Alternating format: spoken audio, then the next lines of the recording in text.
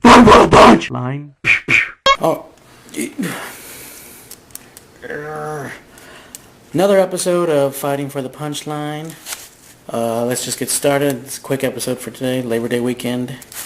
This will be about, premise will be kids. I got a few jokes I think I might say about kids, so let's just get started about that.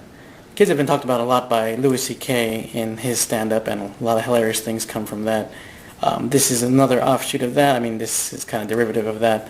Okay, yeah, stupidity. So, like, as far as, like, how stupid kids are, like, I mean, obviously, to begin with, they don't have the information that adults have, and just, like, hearing them say stupid things, or things that are, like, ill-informed, or things that, as an adult, from, experience and wisdom, you know are just plain wrong, and just the gap of intelligence between adult and kids is comical sometimes. I'm trying to think of specific examples from my life, but I'll have to, like, pick a specific anecdote or just make one up.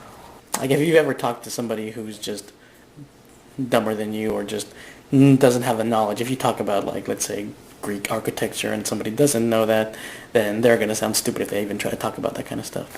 So obviously there's the gap of intelligence between a kid and an adult is the same, but I mean, as far as they don't know anything compared to an adult. Next, how weak children are compared to adults.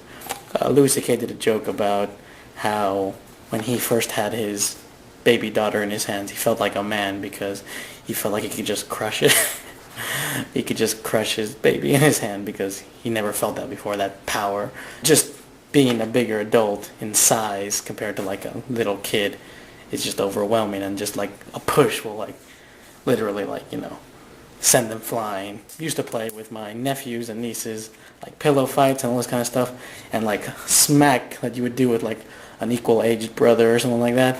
Doing it with, like, a little kid, it just, like, smacks them senseless. Like, we used to have a game called I Am Thor, where I just took a pillow like a hammer and would smack them aside. Kind of like that scene from Lord of the Rings. Sauron just starts smacking his mace, and then all these people fly. Pretty much the same thing with kids. So maybe I can use that anecdote and just that analogy for, finally, the right use of metaphor versus analogy. Pretty much like they're like rag dolls when you start smacking them around. I mean, not like abusively, just more like playfully, even accidentally. Anyway, a couple of stories that I have in mind. The fact that kids don't know, as adults, a danger when you have kids is, like, you're worried if they, like, outside predators and stuff like that. So, like, they're going to get kidnapped or molested, stuff like that.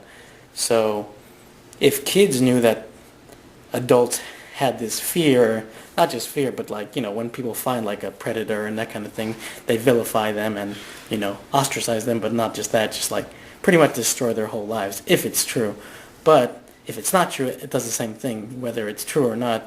The fact that, like, an adult is accused of, like, molestation or something like that can be, like, destroy their reputation, their career, all that kind of stuff. So if kids knew that, they could probably, like, wield, like unchecked power, kind of. Like, if they just, like, lied about, like, being molested to, like, adults that they didn't like, they could probably, like, run the show. If there was a world where kids knew about this, which they might in the future, and the fact that all this social media and all this stuff is in, like, the mainstream now. Some smart kids start being, like, I mean, there have been cases where, like, been false accusations of, I mean, for women, like, rape and,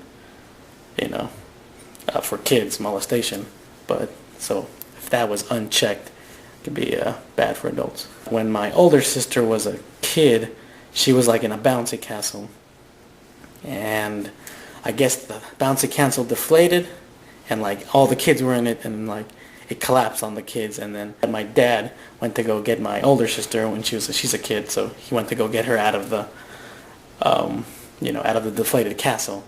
I like to think it'd be funny if it's, because this is like a tale of kind of like, heroism, or, like, we're coming to the rescue, so this is like a good story.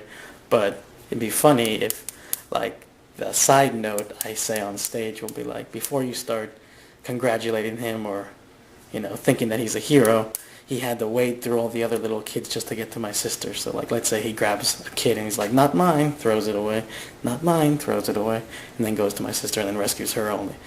Kind of like, obviously selfish, but, it's understandable because, like, you want to protect your kids, you don't care about everybody else. So anyway, I think that's what I got for now. Just these are like tidbits, but I think really just anecdotes will help these jokes like get laughs on stage. So as far as developing any of them, I think they're pretty much fine where they are right now. If I need to, I might revisit them. So anyway, that's all for now. So bye. Super secret addendum. So, since I'm posting this video late, I will add this little tidbit I thought of recently. Well, not recently, but this is an old one. But, so, the little kid game, when you play with kids, sometimes you can play that game, I guess it's called Master Servant, where you tell them what to do, and they like doing things for you. Like, fetch, get me this, get me that. I feel like it's awkward to do that if you have ethnic nephews or nieces. So like, it'd be weird if you're like, do what I say, slave, to like a black nephew or something, or like, clean up my room to like a Mexican little kid. So that's a little funny thing add on that I thought of. So that's all.